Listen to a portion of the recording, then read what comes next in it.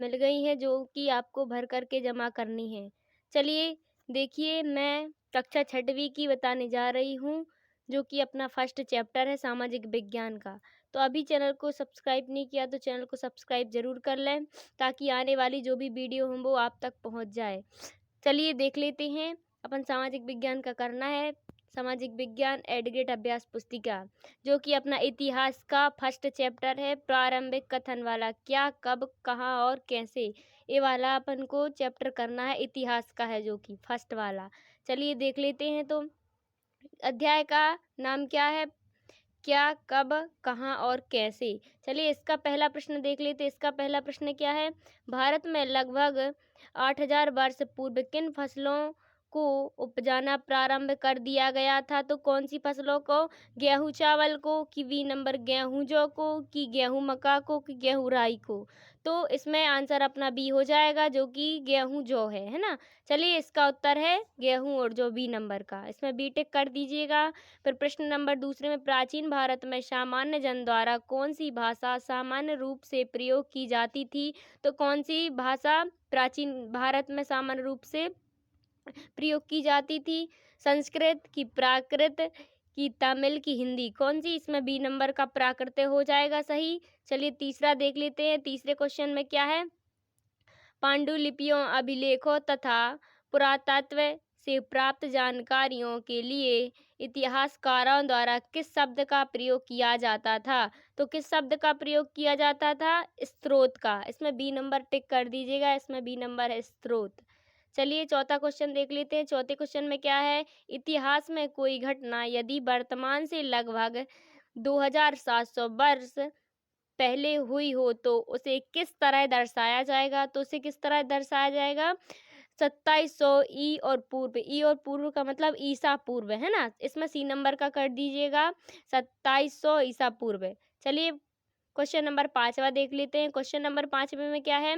अतीत के बारे में हम कैसे जान सकते हैं? जो अपना अतीत है उसके बारे में हम कैसे जान सकते हैं? तो चलिए इसका आंसर क्या हो जाएगा? हम अतीत के बारे में पांडुलिपियों व अभिलेख का अध्ययन करके जानकारी प्राप्त कर सकते हैं। इसके अलावा इमारतों, सिक्कों आदि में भी जान सकते हैं, है ना। चलिए देख लेते हैं। इसी प्रकार छठवां क्वेश्चन अपना क्या है?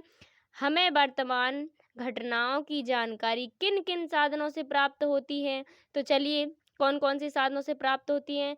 हमें वर्तमान की घटनाओं की जानकारी रेडियो से, समाचार पत्र, दूरदर्शन, मोबाइल, इंटरनेट इत्यादि साधनों से प्राप्त होती हैं। इस प्रकार अपना छठवां क्वेश्चन हो गया है। चलिए सातवां क्वेश्चन देख लीजिए। सातवें क्वेश्चन में क्या है? पांडुलिपि से क्या आशय है? पांडुलिपि से क्या आशय है? प्राचीन काल में पांडुलिपियां किस पर लिखी जाती थी? तो चलिए इसका आंसर क्या हो जाएगा? इसका आंसर हो जाएगा, जो पुस्तकें हाथ से लिखी हुई होती हैं उन्हें पांडुलिपि कहते हैं। जो पुस्तक हाथ से लिखी हुई होती है उन्हें क्या कहते हैं? पांडुलिपि कहते हैं। प्राचीन काल में पांडुलिपियां ताड़ुपत्र अथवा भुर्ज नामक पेड़ की छाल से बनी भोजपत्र पर लिखी गई थी। चलिए सातवां क्वेश्चन का आंसर अपन ने कर लिया है। इसी प्रकार देख लेते हैं आठवां क्वेश्चन। आठवें क्वेश्चन में क्या पूछा है? शिलालेख एवं अभिलेख में क्या अंतर होता है? जो शिलालेख और अभिलेख रहते हैं उनमें क्या अंतर होता है? तो चलिए इसका उत्तर क्या हो जाएगा? किसी पत्थर या चट्टान पर खोदी गई थी लिखित रचना को शिलालेख कहते हैं, जबकि किसी भी कठोर सतह पर जैसे पत्थर की धातु पर लिखित लेख को अभिलेख कहते हैं।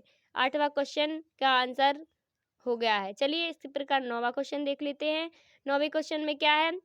नौवीं क्वेश्चन में है, प्राचीन काल में लोग किस प्रकार व क्यों करते थे? जो प्राचीन काल में लोग रहते थे वो यात्रा किस प्रकार और क्यों करते थे? चलिए इसका आंसर देख लेते हैं। क्या है? प्राचीन काल में लोग पैदल यात्रा करते थे। वे कभी काम की तलाश में, कभी प्राकृतिक आपदाओं के कारण और कभी नए और रोचक स्थानों को खोजने की चाह में उत्सुकतावश यात्रा करते थे। चलिए अपना नौवां क्वेश्चन कंप्लीट हो गया है। चलिए देख लेते हैं अपन 10वां क्वेश्चन। 10वें क्वेश्चन में क्या है? सहायक नदी किसे कहते हैं? गंगा की सहायक नदियों के नाम लिखिए। ठीक है, चलिए गंगा की सहायक नदी देख लेते हैं कौन कौन सी हैं। जो नदी मुख्य नदी में मिल जाती है उसे सहायक नदी कहते हैं। जैसे गंगा की सहायक नदी क्या है? सोन और यमुना। सोन और यमुना है। इसी प्रकार 10वां क्वेश्चन हो गया है। चलिए देख लेते हैं 11वां क्वेश्चन। 11वें क्वेश्चन में क्या है? पुरातात्वविद किसे कहते हैं? वे किन चीजों का अध्ययन करते थे? चलिए देख लेते हैं। अतीत में बनी और प्रयोग में लाई जाने वाली वस्तुओं का अध्ययन करने वाले को पुरातत्व बिंदु कहते हैं। क्या कहते हैं? उनके पुरातत्व बिंदु वो कहलाते हैं। वे पुरानी इमारतों के अवशेष, चित्रों तथा मूर्तियों का अध्ययन करते थे। काय का अध्ययन करते थे? चित्रों का और मूर्तियों का अध्ययन करते थे। चलिए 11वां क्वेश्चन अपना हो गया है। इसी प्रकार देख लेते हैं 12वां क्वेश्चन। 12वें क्वेश्चन में क्या है? इतिहासकार किसे कहते हैं? वे किन बातों का अध्ययन करते थे? इतिहासकार कौन है और कौन कौन बातों का अध्ययन वो करते थे? चलिए देख लेते हैं इसका आंसर क्या आ जाएगा।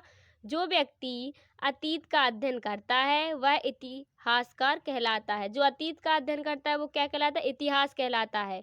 वे अतीत की ऐतिहासिक परंपराओं व धरोहर का अध्ययन करते हैं। इसी प्रकार चलिए 12वां क्वेश्चन हो गया है अपना। देख लेते हैं 13वां क्वेश्चन। 13वें क्वेश्चन में क्या है? कॉमन एरा तथा बिफोर कॉमन एरा से क्या आशय है? चलिए इसका आंसर क्या हो जाएगा?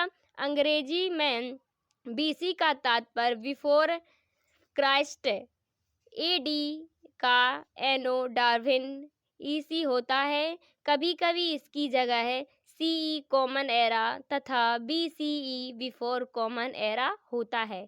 चलिए 13वां क्वेश्चन का आंसर अपना हो गया है। देख लेते हैं 14वें में अपन को मानचित्र दिया है, इसको अपन को भरना है।